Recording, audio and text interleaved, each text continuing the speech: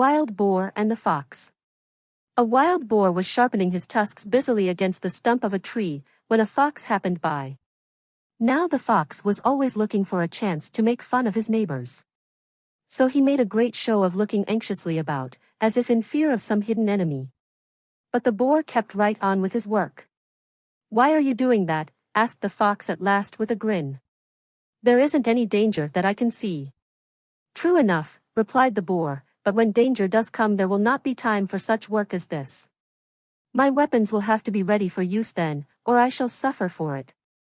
Moral of the story: preparedness for war is the best guarantee of peace. Thanks a lot for tuning in. Don't forget to subscribe, hit that like button, drop a comment, and share with your buddies. Catch you in the next video.